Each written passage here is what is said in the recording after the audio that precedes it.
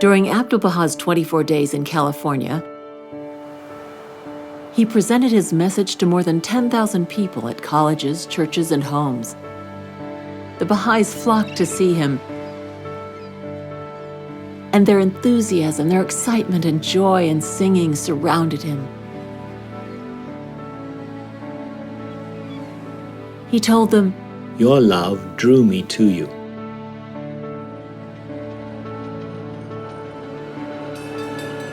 A house was rented for him in San Francisco, where large rooms on the first floor remained crowded during his stay, and upstairs he held private interviews. Helen Goodall and her daughter Ella Cooper were among the vibrant Baha'i teachers. Their home in Oakland was a center of activity. Abdu'l-Baha was especially delighted to meet Japanese friends in California, calling one such meeting an historic event. Kenichi Yamamoto, the first Japanese Baha'i, and Mrs. Goodall's butler, arranged for Abdu'l-Baha to address the Japanese YMCA in Oakland. After that, Japanese inquirers were present in almost every gathering. Abdu'l-Baha was greatly pleased with San Francisco and particularly enjoyed his visits to Golden Gate Park. He took special interest in the flowers and wildlife and often walked along the park's small lakes. After an afternoon visit to Lloyd Lake, he reported, "We are in utmost joy among the friends of San Francisco. The confirmations are really overwhelming and the happiness overflowing." When he saw the remains of the marble pillars left by the 1906 earthquake, he said, "The world and its condition will change to such a degree that nothing but a remnant, like these pillars, will remain of the previous order." On October 6th, he addressed the congregation of the First Unitarian Church, who stood respectfully as soon as he entered the church. The pastor introduced him with a statement about his life and teachings and a scriptural passage from the writings of Baha'u'llah. After his talk, he chanted an inspiring prayer. The pastor thanked him, and a crowd of people gathered around him to shake his hand. The next day, the San Francisco Examiner reported on the service. The venerable leader of the faith, which now numbers more than 3 million followers, looked like a patriarch of old as he stood in the pulpit and addressed the multitude in the church on peace and love for all mankind. Helen Goodall hosted several events. On Children's Day, the parlors were filled with children, adults, and fragrant flowers. The children sang for him, and he called them to him to give out candy, flowers, and envelopes with rose petals. Before his departure, a memorable feast was held in the Goodall home. According to Frances Orr Allen, "The beautiful rooms were filled with tables adorned with yellow chrysanthemums and pyramids of fruit. There were 110 present, from the Bay Cities and also from Portland and Seattle. When all were seated at table, Abdu'l-Baha requested that we partake of the food so bountifully provided, while he walked about speaking words of wisdom and love, giving us the spiritual food for which we hungered. Gathered under one roof were people of various nationalities, the young and old, meeting in love and fellowship, in devotion to the servant of God." Then from the stairs, he pronounced a benediction upon all.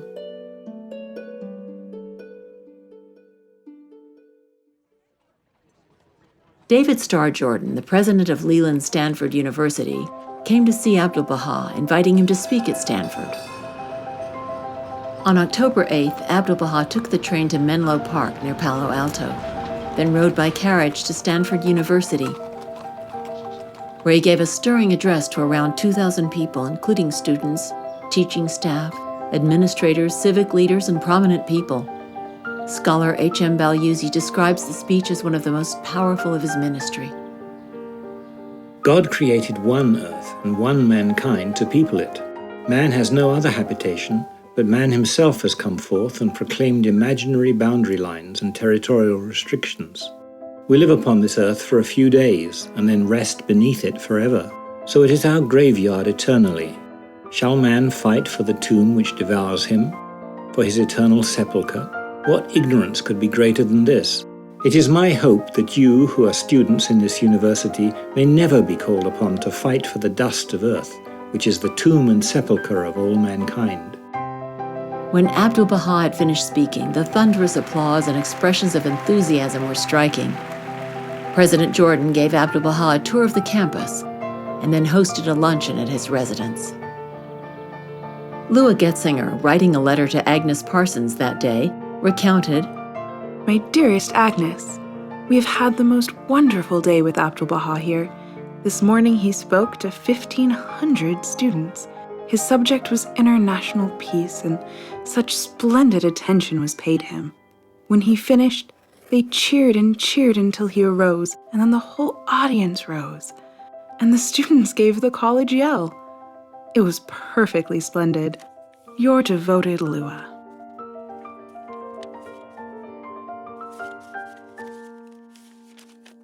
An entire edition of the Palo Alton was devoted to articles concerning Abdu'l-Baha's visit, with transcriptions of his talks on peace and unity. Those who pray for the kingdom of God on earth may see in Abbas Effendi one who dwells in that kingdom consciously and creates an environment pulsating with a peace that passeth ordinary understanding.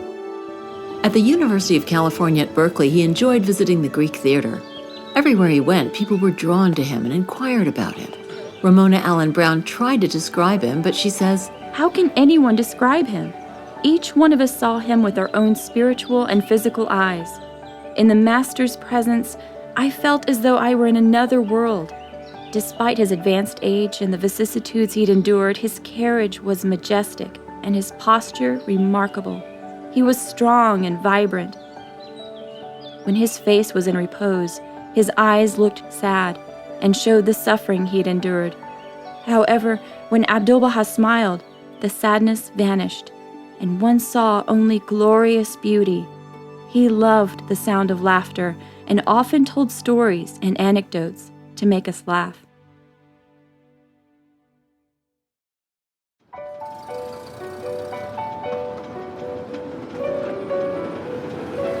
In San Francisco, Abdu'l-Baha spoke at the Open Forum, where his discourse was scientific.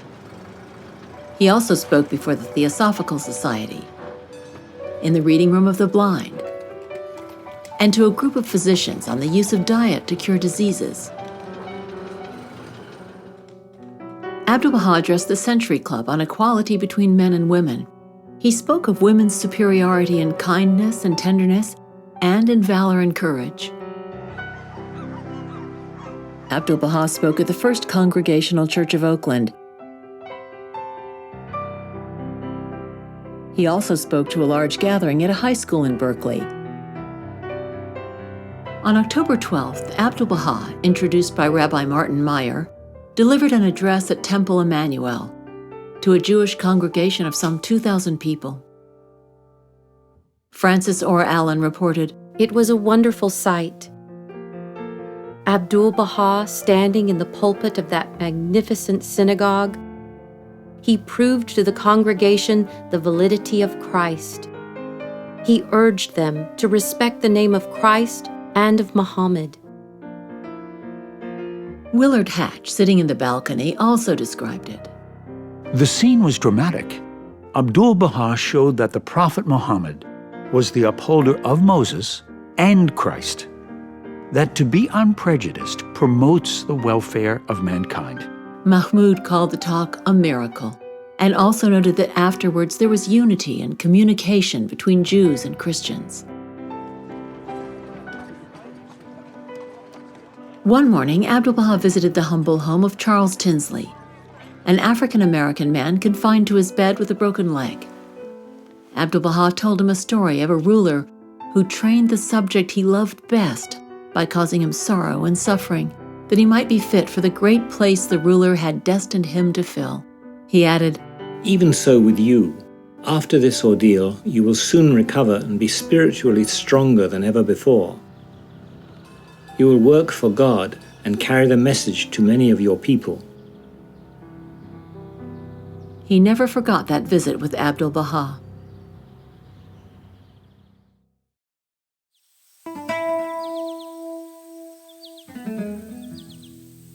On October 14th,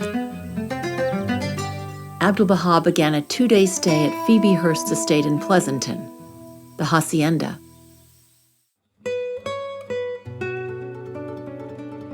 He spoke informally several times to Hearst's guests, some of the elite of California society, and also took walks through the gardens and rides through the countryside.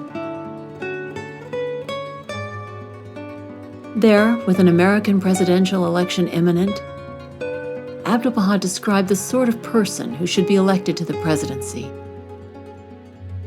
The president must be a man who does not insistently seek the presidency. He should be a person free from all thoughts of name and rank. Rather, he should say, "I am unworthy and incapable of this position, and cannot bear this great burden."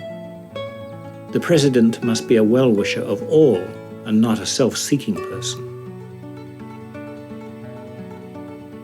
In Washington, D.C., he had also touched on the topic, asking Florence Kahn, "What would you say if a woman were to become president of the United States?" Abdu'l-Baha then said, "The time will come when the presidency will go begging. So advanced will civilization have become that no one will want to leave his social and humanitarian tasks to take the time to assume the presidency." On his last day at the hacienda, Abdu'l-Baha asked to meet with the servants. To the astonishment of Hearst's guests, he spoke to the servants and gave each a generous tip.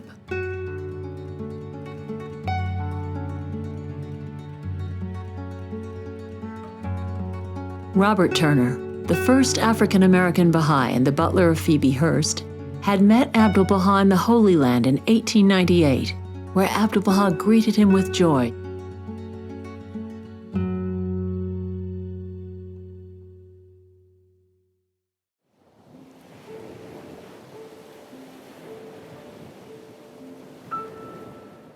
Near Santa Cruz, Abdu'l-Baha met with John and Louise Bosch, whose home a decade later would become a Baha'i school.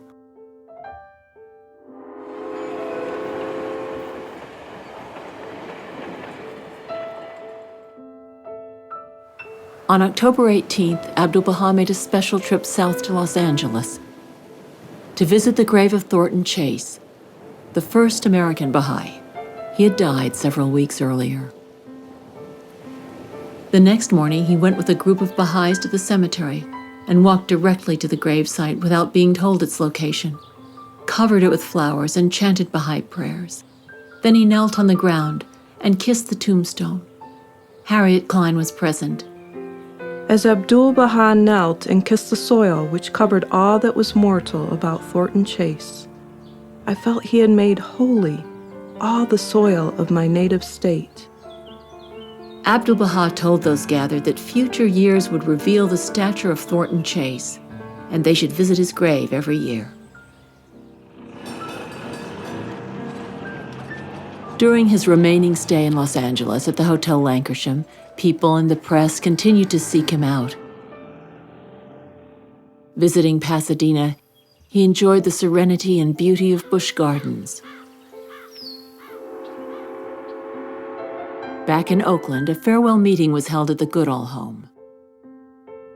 Ramona Allen Brown describes how, during his final address, his eyes became luminous and with great authority, he spelled out his relationship to Baha'u'llah as the center of his covenant. His last stop in California was Sacramento. In a talk at the Hotel Sacramento, he condemned the violence in the Balkans and warned that Europe was a powder keg and a much greater and more destructive war was inevitable. Then he affirmed, "May the first flag of international peace be upraised in this state."